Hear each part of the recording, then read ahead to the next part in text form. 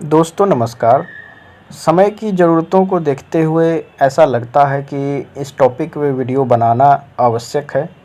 आवश्यक ही नहीं, कर्तव्य भी है। और ये आप लोगों का भी कर्तव्य है कि आप लोग इस वीडियो को पूरा सुनें। इस वीडियो में मैथिली अंगिका और ये बज्जिका, मगही, भोजपुरी, ये तमाम बातें नहीं हैं। इन सब टॉपिक्स से हट कर ये वीडियो है। तो इसमें आप लोग प्लीज़ कमेंट में ज़बरदस्ती मैथिली या मिथिला घुसाने की कोशिश ना करें। आप लोगों का इस पर क्या कहना है, क्या सोचना है, ये कमेंट में लिखें।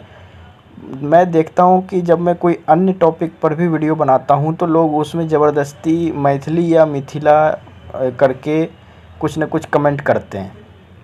तो ये थोड़ा सा ऑकवर्ड लगता है कि बंदा किसी अनदर टॉपिक पे वीडियो बना रहा है लेकिन फिर भी उस पे कमेंट आ रहे हैं मिथिला या मैथिली को लेकर के। तो एक टैग मेरे ऊपर ऐसा नहीं लगना चाहिए कि ये बंदा सिर्फ मिथिला या मैथिली के ऊपर ही वीडियो बनाता है या फिर मिथिला या मैथिली के कारण ही ये आगे बढ़ रहा है। इस तरीके का टैग मैं अपने ऊपर नहीं या फिर अपने चैनल के ऊपर नहीं लगने देना चाहता हूँ। मैं सिर्फ़ और सिर्फ सच बोलता हूँ और इसके ऊपर बात करता हूँ। अब मैं आता हूँ टॉपिक के ऊपर।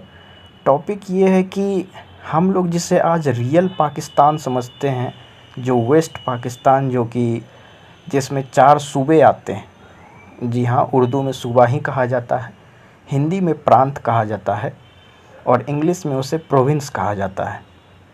जो आज का पाकिस्तान जिसे हम लोग जानते हैं, जिसमें कि बलूचिस्तान, सिंध, पंजाब और खैबर पख्तूनख्वा आता है। इसके अलावा जो डिस्प्यूटेड रीजन है जिसे हम लोग पाकिस्तान ऑक्यूपाइड कश्मीर मतलब पाक अधिकृत कश्मीर कहते हैं और पाकिस्तान उसे आज़ाद कश्मीर बोलता है। इसके अलावा मुज़फ़्फ़राबाद का जो क्षेत्र है, जिसमें इस डिस्प्यूटेड रीजन में गिलगिट बाल्टिस्तान और मुज़फ़्फ़राबाद का जो क्षेत्र आता है, ये है पाक अधिकृत कश्मीर। हम भारतीयों के लिए, पाकिस्तानियों के लिए वो एक आज़ाद कश्मीर का नाम उन्होंने उसे दे रखा है। बात करें कि हम लोगों मतलब भारत के अंडर में जो कश्मीर है या फिर भारत का जो भाग वाला कश्मीर है ये, और जो पाकिस्तान के अंडर में जो कश्मीर है वो, उन दोनों का ही एक अलग झंडा है। मतलब दोनों में ही, दोनों क्षेत्रों का एक अलग झंडा है। जब आप उसे देखेंगे तो वो पूरा ग्रीन कलर का एक झंडा है, उसमें पीले कलर का, वाइट कलर का ऐसे करके स्ट्रैप्स बने हुए हैं, वो है। मैं टॉपिक आज ये आप लोगों के सामने लेकर आया हूँ कि जिसे हम लोग आज का पाकिस्तान समझते हैं, दरअसल ये पाकिस्तान तो है लेकिन आग यहाँ पर नहीं लगी थी बंटवारे की। यह विभाजन जो होना था अपने इस बड़े देश का, पूरे भारतवर्ष का, अखंड भारत का, यहाँ पर आग नहीं लगी थी विभाजन की। विभाजन की जो असली आग लगी थी वो लगी थी आज के बांग्लादेश में। और हम लोग सभी कोई बांग्लादेश को न्यूट्रल रूप से देखते हैं कि बांग्लादेश तो शांत देश है, कोई ज़्यादा यहाँ पे वैसी कुछ बात नहीं है, क्योंकि बांग्लादेश और भारत के रिश्ते पहले काफ़ी अच्छे हुआ करते थे। और आप ये बात जान लीजिए कि बांग्लादेशी लोग बहुत ही एक तरीके से धोखाधड़ी इनमें बहुत ज़्यादा भरा हुआ रहता है, ख़ास करके एक विशेष समुदाय के लोगों में जिसे मुसलमान कहते हैं। जिस समय 1971 में भारत ने बहुत ही अपने अथक प्रयास से बांग्लादेश को पाकिस्तान से लिबरेट करवाया, वो सब चीज़ों को ये हरामखोर, जी इन्हें हरामखोर ही बोला जाएगा, ये हरामखोर भूल कर अभी अपना इस्लाम, जो उनका मुसलमान वाला जो फंडा है वो उनका जग गया है।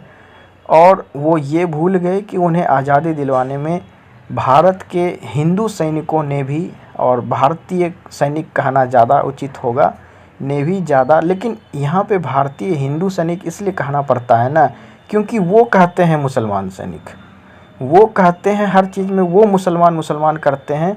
तो फिर इस तरीके से वो अपने आप को अलग करते जाएंगे और हम उनको अपना बताते जाएंगे।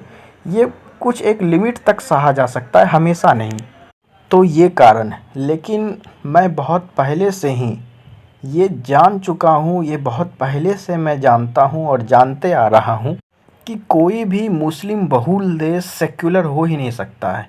जहाँ पे गैर मुस्लिम आबादी बहुतायत में है, मेजॉरिटी में है, वहाँ पर तो ये लोग सेकुलरिज़म का रोना रोते हैं। लेकिन जहाँ पे सेकुलरिज़म जहाँ पे ये लोग मेजॉरिटी में है, वहाँ पे सेकुलरिज़म तेल लेने चला जाता है। वहाँ पे इनका सबसे ज़्यादा मेन हो जाता है। हर जगह Islamic Republic of Afghanistan, Islamic Emirate of Afghanistan, Islamic Saudi Arabia, Islamic Iran, Islamic Iraq, Islamic Bangladesh, हर चीज़ में इस्लामिक रिपब्लिक लगा देते हैं आगे।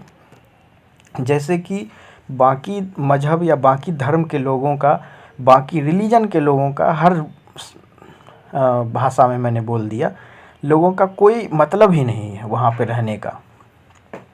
तो जो आग लगी थी पाकिस्तान को बनाने की, वो 1905 में ही जब बंगाल का विभाजन हुआ, उसी समय एक अलग पाकिस्तान की बात जो है वो लग गई थी। 1940 में फिर एक पता ही होगा आप लोगों को कि 1940 में ढाका में किस तरीके से पाकिस्तान विभाजन की षड्यंत्र की गई।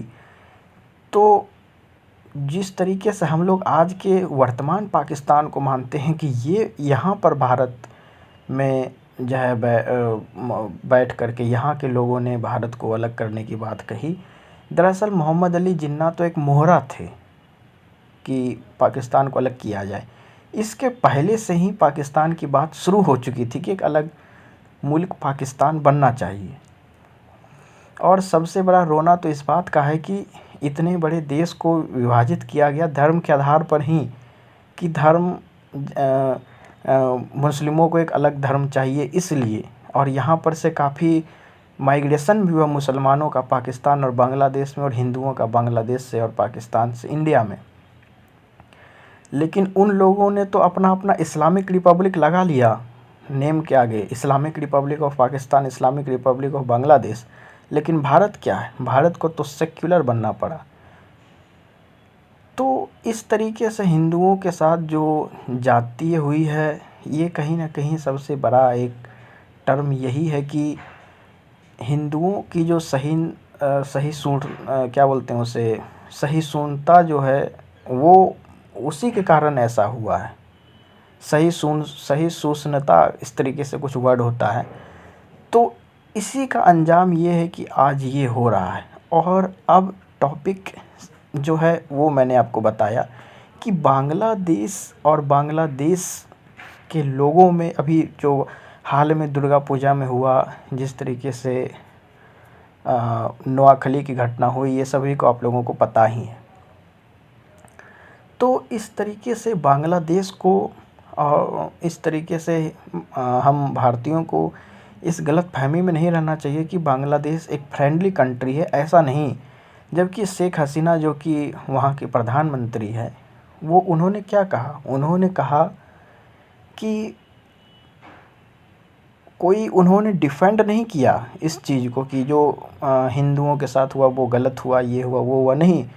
उनका क्या स्टेटमेंट आया, उनका स्टेटमेंट आया कि भारत को इस चीज़ का ध्यान रखना चाहिए कि उनके देश में जो कुछ होता है तो उसकी प्रतिक्रिया में हमारे देश में होता है। मतलब उन्होंने एक सिरे से उस चीज़ को खारिज कर दिया, उस चीज़ से अपने आप को बचा लिया और उल्टा ब्लेम भारत पर ही डाल दिया कि आपके देश में जो मुसलमानों के साथ हो रहा है, आपके देश में मुसलमानों के साथ, जबकि उल्टा यहाँ पर तो उल्टा ही हो रहा है। यहाँ पर तो और उल्टा मुसलमान ही चढ़ रहे हैं सब जगह। तो इस तरीके से एक जो टर्म है, एक जो पूरा जो हमारे अंदर है कि बांग्लादेशी लोग अच्छे हैं, भारत से अच्छे रिश्ते हैं, ऐसा कुछ नहीं है।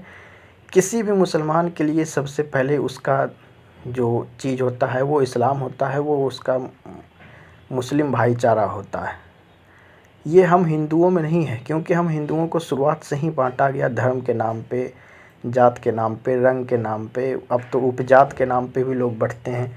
हम तो हमेशा से बँटते रहे, इसी कारण लोग हिंदू से कन्वर्ट हो करके जो है मुसलमान में और क्रिश्चियन में जाते रहे। नहीं तो किसी धर्म की इतनी ताकत नहीं थी कि सबसे पुराने धर्म विश्व का सबसे पुराना धर्म हिंदू आज सिर्फ भारत और नेपाल में बचा है। ऐसा किसी दूसरे धर्म में ताकत नहीं थी कि इस धरती पर कोई भी एक हिंदू मुसलमान बनता।